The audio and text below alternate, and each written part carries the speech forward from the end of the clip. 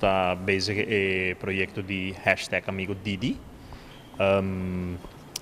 Para Carnaval nós abrimos o projeto de bus de Amigo Didi, qual dus é pessoa não carnavalista que está pensando de vai carnaval e também usa álcool, dus não por a chama pedir no serviço, nós está por hibanang e tresenang backcast, sano e salvo sem nenhum problema.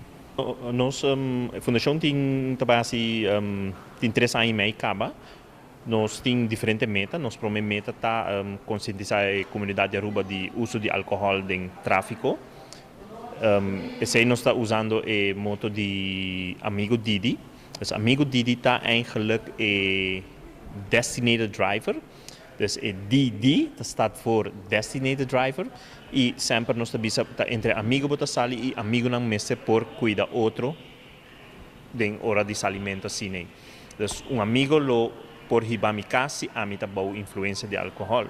E não necessariamente sempre é mesmo amigo e viaja e seguinte viaja outro.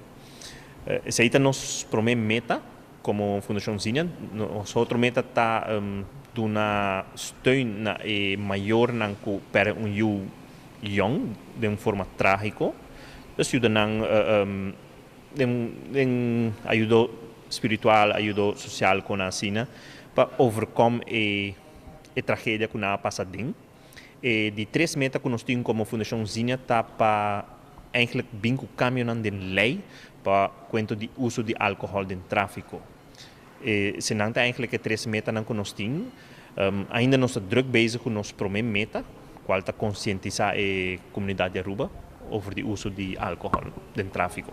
Dengue temporada aqui, na temporada de carnaval, nós está já na final de temporada acaba, nós está bezig com a conscientização da escola. Nós está bezig com o nosso carrossel, junto com outra fundação para assinar por 13 a conscientização na jovem.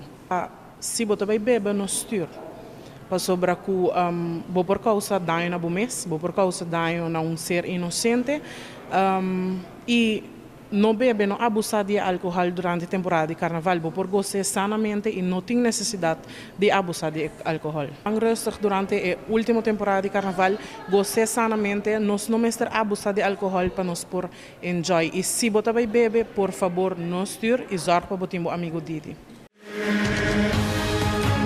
Essa aqui é Arubiano, o website